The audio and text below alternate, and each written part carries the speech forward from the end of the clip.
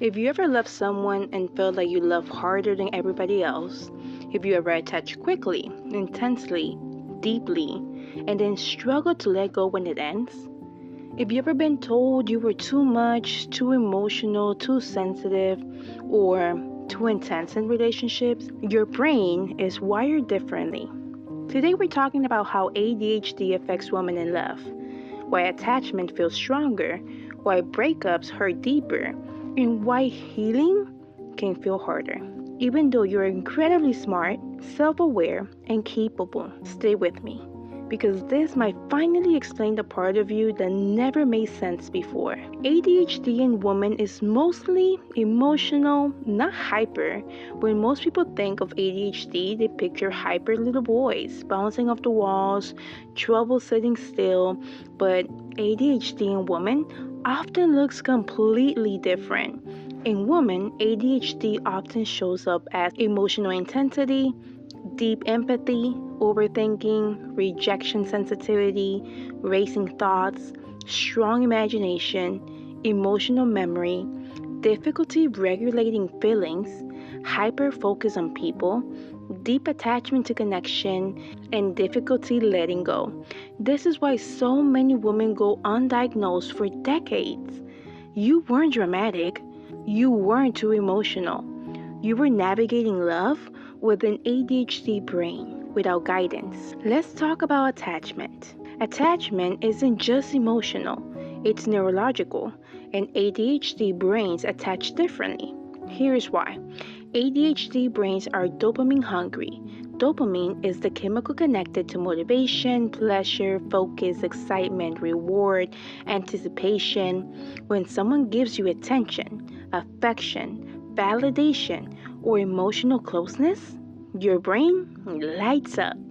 When someone pulls away, becomes distant, or inconsistent, your dopamine drops fast.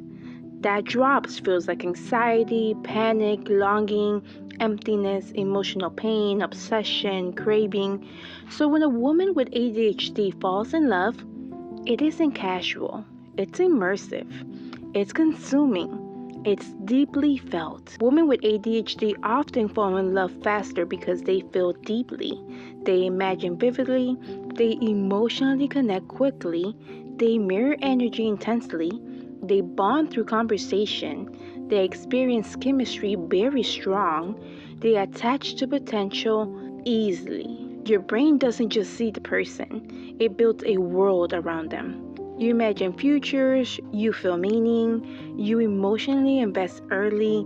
This isn't impulsive love, it's hyper focus on connection. Hyper focus is one of the most misunderstood ADHD traits. When something captures your interest, your brain locks in. In relationships, this can look like thinking about them constantly, replaying conversations, prioritizing them over yourself, craving deep connection quickly, ignoring red flags, tolerating inconsistency, staying longer than you should, believing love can fix everything.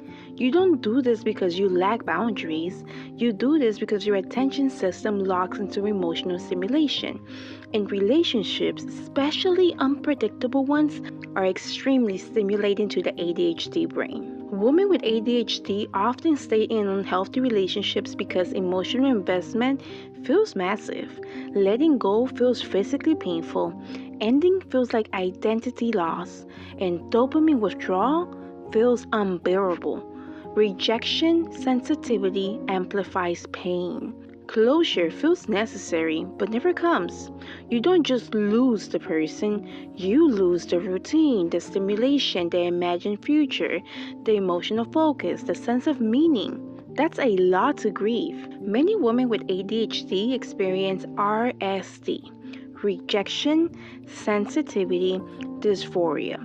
This means rejection doesn't feel like disappointment. It feels like humiliation, abandonment, emotional danger, self-blame, shame, panic, heartbreak, amplified. So when someone pulls away, takes longer to text, becomes distant, criticizes you, withdraws affection, your nervous system reacts as if something terrible is happening. Not because it is, but because your brain interprets rejection as a threat. Many women with ADHD also grew up with emotional neglect, inconsistent caregivers, being misunderstood, criticism, emotional invalidation, being told to try harder. This creates a nervous system that craves reassurance, fears abandonment, bonds deeply when seen, clings when connection feels uncertain. Add ADHD to that, and attachment becomes intense. Not unhealthy by default, but easily exploited by emotionally unavailable or inconsistent partners. Breakups for women with ADHD aren't just emotional, they're neurological. A breakup means dopamine loss, routine disruption, emotional focus removed, identity shift, stimulation withdrawal, attachment injury. Your brain goes into distress.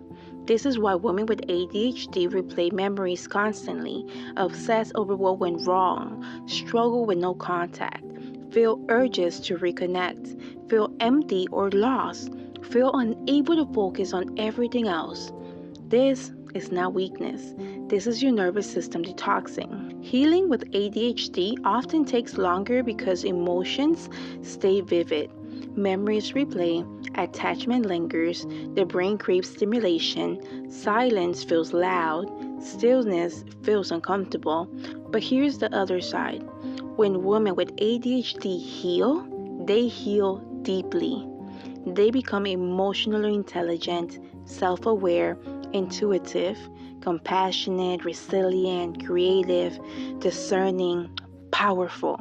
Your depth becomes wisdom. How to love safely with ADHD. This is the integration phase. Love doesn't need speed to be real. Choose consistency over chemistry.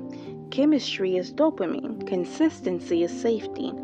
Avoid chaotic partners. Your nervous system doesn't need stimulation, it needs regulation. Protect your emotional focus. One person should not become your entire emotional world. Build stimulation outside relationships. Regulate your nervous system daily. Calm is medicine for ADHD brains. Your ADHD didn't make you love wrong, it made you love deeply. It gave you emotional attunement, intensity, devotion, empathy, imagination, insight. Your task is not to become less. Your task is to love safely, slowly, and consciously. If this episode helped you understand yourself in a new way, I want you to comment below. My love makes sense, because it does. You're not broken, you're not too much, you're not the problem. Your brain just works differently. And now you finally understand it. And if this message reached you today, I want you to know you're not healing alone anymore. This space, She Broke the Chain, is becoming a community of women who are choosing themselves, learning to regulate instead of abandon, and rewriting patterns that once controlled their lives. When you like this video, you help another woman feel seen. When you subscribe, you help this community grow. And when you share it, you become part of somebody else's breakthrough. We heal faster together than we ever could in silence. You choosing yourself breaks the cycle. You learning differently breaks the pattern. You staying here breaks the chain. And I am very proud of you for being here today. So let's keep growing and healing together. And I'll see you on the next one. Bye.